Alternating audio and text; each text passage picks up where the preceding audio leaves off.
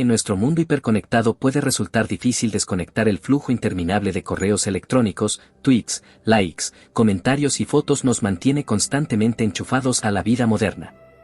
Pero en Japón 500.000 de personas viven como ermitaños modernos. Se les conoce como hikikomori, solitarios que se retiran de todo contacto social y, a menudo, no abandonan su casa en años. Una encuesta gubernamental halló que son unas 540.000 personas, el 1,57% de la población, en ese país, pero muchos expertos creen que la cifra total es mucho más alta, pues a veces tardan años en pedir ayuda. Aislarse socialmente, no salir de casa, o incluso permanecer en una habitación y salir para lo imprescindible, como ir al baño. Dejar de lado compromisos sociales con amistades y familiares, no acudir a la escuela ni al trabajo. Aquellos que se retiran completamente de la sociedad y permanecen en sus propias casas durante un periodo mayor a 6 meses, con un inicio en la última mitad de los 20 años y para quienes esta condición no se explica mejor por otro trastorno psiquiátrico. La conducta de aislamiento social en Japón ha sido desencadenada por la importancia de 2 factores. En primer lugar, la presión en las escuelas, su estricta educación con una uniformidad psicológica y mucho control por parte del profesorado. Parte del alumnado siente que no se encaja y opta por quedarse en casa y gradualmente distanciarse de la convivencia social. En segundo lugar, la falta de recompensas al esfuerzo a la hora de incorporarse al mundo laboral que sufre de falta de oportunidades. Se pensaba que esta condición era única de Japón, pero en los últimos años se ha extendido por el mundo. Un tema controversial, pero habitual, en las investigaciones sobre los hikikomori es la influencia de la tecnología moderna en el aislamiento. Todavía está lejos de establecerse cualquier vínculo potencial entre estos 2 fenómenos, pero preocupa que la generación perdida de Japón pueda ser un llamado de atención de nuestras cada vez más desconectadas sociedades. En 2010 se publicó una investigación que señalaba la prevalencia del fenómeno hikikomori en el 1,2% de la población japonesa. En 2016, el Ministerio de Salud, Trabajo y Bienestar de Japón publicó los resultados de la encuesta La vida de los jóvenes, que incluyó a personas entre los 15 y los 39 años. A raíz de esta encuesta, el gobierno japonés reconoció la necesidad de crear mecanismos para apoyar a la juventud afectada. Además, informó de la necesidad de continuar con estos estudios para identificar los factores que impactan directamente en el comportamiento. La encuesta no manifestaba únicamente que ser un hikikomori no es solo un tema de salud mental, sino que asume que el ambiente social es un factor que también puede influir en estas conductas. Aunque en un principio se pensó que era una problemática asociada a la cultura japonesa, pronto se reportaron casos en otros países. Las personas hikikomori experimentan un aislamiento social voluntario para escapar de todas las dinámicas sociales que les causan presión. Lo que en España se conoce como el síndrome de la puerta cerrada se da sobre todo a partir de los 14 años, aunque tiende fácilmente a convertirse en crónico y, por ello, también hay casos de personas hikikomori adultas. Varios estudios demuestran que los chicos son más propensos a encerrarse en sí mismos y aislarse del mundo que las chicas.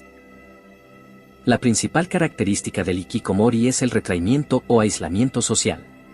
Esto, en sí mismo, tiene obviamente un amplio diagnóstico diferencial: enfermedades psicóticas como la esquizofrenia, trastornos de ansiedad como el trastorno de estrés postraumático o el trastorno de ansiedad social, trastorno depresivo mayor u otros trastornos del estado de ánimo, y trastornos de personalidad, como el trastorno esquizoide de la personalidad o el trastorno de la personalidad por evitación, son algunas de las muchas consideraciones.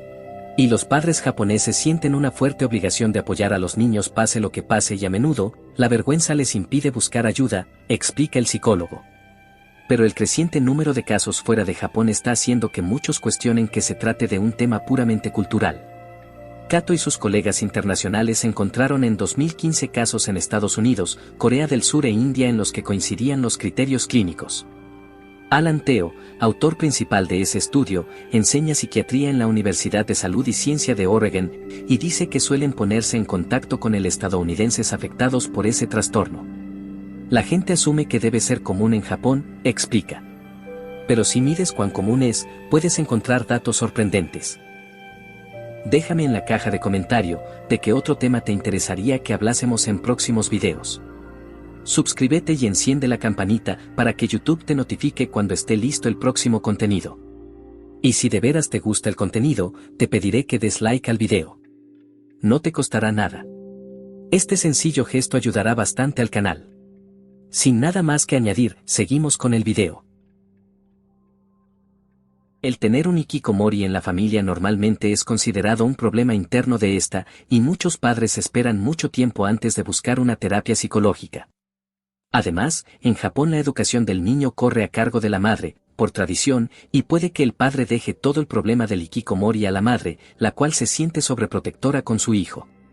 En un principio, la mayoría de los padres se limitan a esperar que el niño supere sus problemas y regrese a la sociedad por su propia voluntad. Lo ven como una fase que el niño ha de superar. Además, muchos padres no saben qué hacer con un hikikomori y simplemente esperan debido a la falta de otras opciones.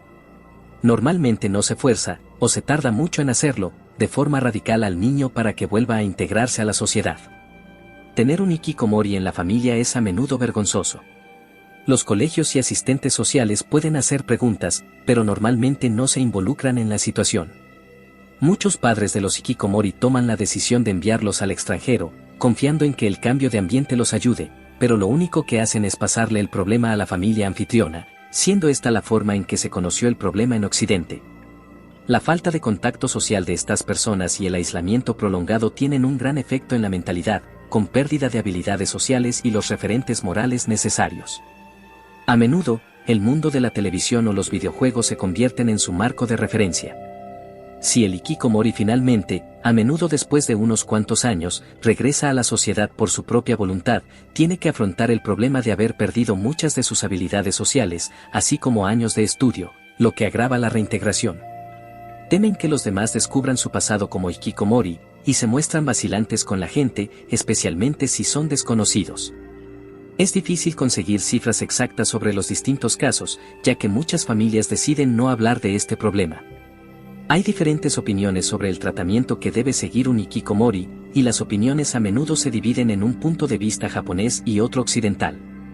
Los expertos japoneses normalmente sugieren mantener un contacto permanente sin invadir su espacio e intentar reincorporarlo a la sociedad de manera muy progresiva, mientras que los médicos occidentales piensan que hay que mantener una postura de firmeza e incluso actuar de manera directa forzando al hikikomori a abandonar su enclaustramiento. En cualquier caso, es necesaria una ayuda psicológica, ya que muchos padres se ven abrumados por los problemas de un hikikomori.